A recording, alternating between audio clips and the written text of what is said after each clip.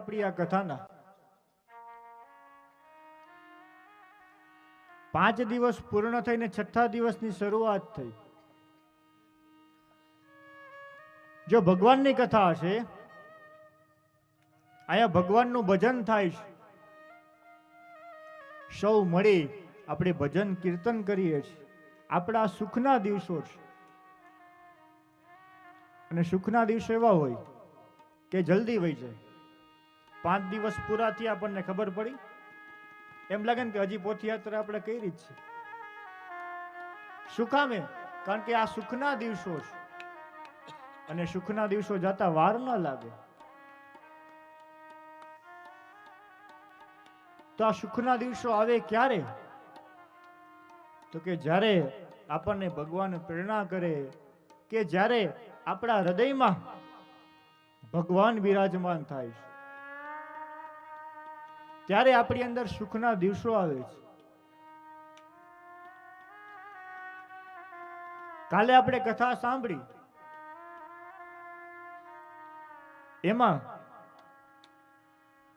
ભગવાનના 24 અવતાર તો છે જ, પણ 10 મુખ્ય, એ 10માં પણ કાલે આપણે 3 ભગવાનનું પ્રાગટ્ય જોયું. સવારે 10:30 વાગે આપણે ભગવાન વામન, બપોરે 12 વાગે ભગવાન રામ, અને સાંજે તો નંદ ઘેરે આનંદ ભયો, જય કનૈયા લાલ કી. તો એમાં પણ ભગવાન કહે છે કે જો તારા હૃદયમાં ભગવાન બાલકૃષ્ણ, ભગવાન પૂર્ણ પુરુષોત્તમ, દ્વારકાધીશ જો એને બેસાડવા હોય ને, તો કે સૌથી પહેલા ભગવાન વામન. વામન એટલે કે ભગવાન 7 વર્ષના બાળકનું રૂપ. તો કે તારે ભક્તિ કરવી છે, તો ભક્તિ કરવામાં સૌથી પહેલા તું બાળક જેવો બની જા. કારણ કે બાળકમાં ગુણ હોય છે. કેવા ગુણ હોય છે? તો કે એનામાં અસત્ય ન હોય, એ નિર્મલ હોય. કદાચ તમે એને ગમે એટલું ખોટું શીખવાડો, પણ એ બોલે તો સાચું જ. આ બાળકના ગુણ, અને જેવું હોય ને એવું બાળક કહી દે. જેવું હોય એવું બાળક કહી દે. માટે સૌથી પહેલા ભક્તિ કરવામાં તમારે બાળક જેવું બનવું પડશે. બાળક જેવા બનો, પછી તો કે ભગવાન રામ. ભગવાન રામ કોણ છે? તો કે સાક્ષાત મર્યાદાનો અવતાર. કે જ્યારે તમારા જીવનમાં મર્યાદા આવશે, એક વ્રત આવશે,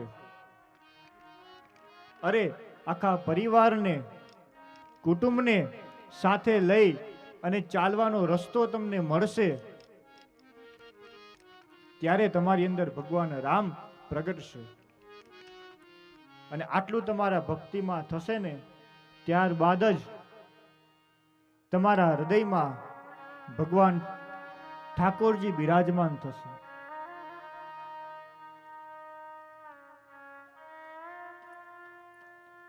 તો આપણે કાલે જોયું ભગવાન નું પ્રાગટ્ય. તો ભગવાન કેવી રીતે પ્રગટે છે? કારણ કે જન્મ આ જીવને હોય છે. ભગવાન જન્મતા નથી. શું કામે જન્મતા નથી?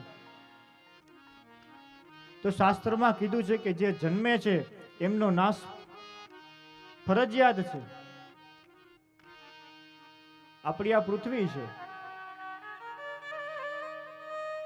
આપણે એને આ સંસાર કહીએ છીએ, પણ શાસ્ત્રમાં એને મૃત્યુલોક કીધો છે.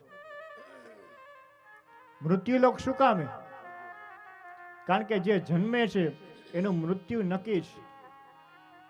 કદાચ જો ભગવાન પણ જન્મ લઈને આવે ને, એમને પણ આ કાર્ય કરવું પડે છે.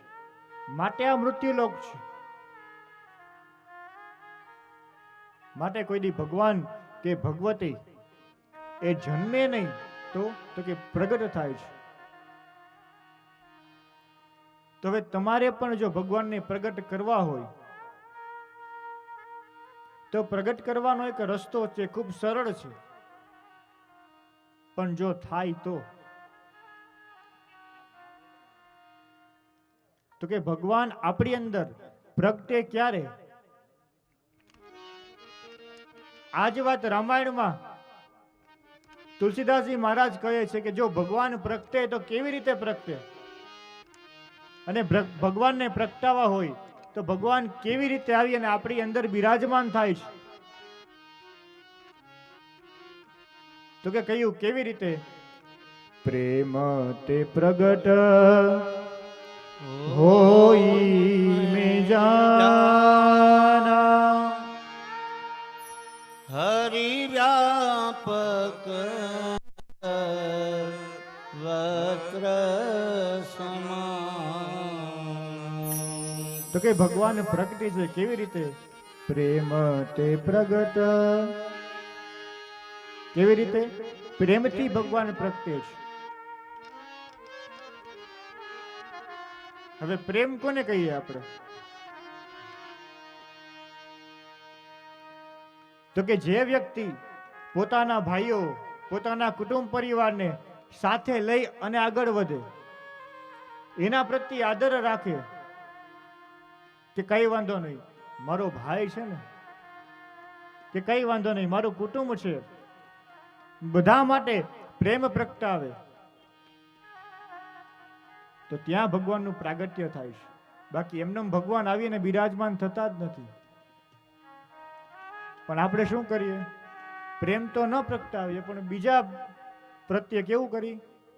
તો કે ઈર્ષા વધારે કરીએ. આગળ હમણાં કથામાં આવશે ત્યારે તમને સમજાવીશ કે ઈર્ષા કોનામાં નથી અને ઈર્ષા ન હોય એને શું કહેવાય. પ્રેમથી ભગવાન પ્રગટે છે, પ્રેમ દ્વારા ભગવાન પ્રગટે છે. પણ જો તમારા જીવનમાં તમે બધા પ્રત્યે જો પ્રેમ આદર ભાવ રાખો તો તમારામાં ભગવાન પ્રગટે છે. બાકી આપણે કહીએ છીએ કે બધાની અંદર ભગવાન છે, તો એમ ભગવાન રહેતો નથી. અરે આપણે આપણા મકાનમાં રહીએ તો આપણે કેવું આપણું મકાન ચોખ્ખું રાખીએ ને, તો આ દેહ પણ ભગવાનને રહેવાનું મકાન છે. જો આ દેહ ચોખ્ખો નહીં હોય ને તો ભગવાન પણ નહીં રહે. માટે તમારા જીવનમાં જ્યારે પ્રેમ પ્રગટે ને ત્યારે તમારી અંદર ભગવાન આવે છે. પછી આગળ કીધું તો કે ભગવાન આપણને ક્યાં મળે? એવું નહીં કે તમે અહીંયા દાદાના સાનિધ્યમાં બેઠા છો તમને દાદા અહીંયા સાક્ષાત્કાર મળે. તમે તમારા ઘરે બેઠા હોય દાદાનો દીવો કરીને તો એટલો જ ભાવ દાદાનો તમને ત્યાં ઘરમાં મળે. શું કામે? કારણ કે શાસ્ત્રમાં કીધું છે કે ભગવાન બધે છે. હરિવ્યાપક સર્વત્ર સમાન. ભગવાન બધે સરખા છે. એવું નથી કે ગટકા ગામમાં બેઠા છીએ ભાગવતજી અહીંયા વંચાય છે તો અહીંયા ભગવાન વધારે હોય, એવું નથી. તો કે ભગવાનનું સ્વરૂપ એવું છે કે બધા ભગવાન બધે સરખા હોય છે.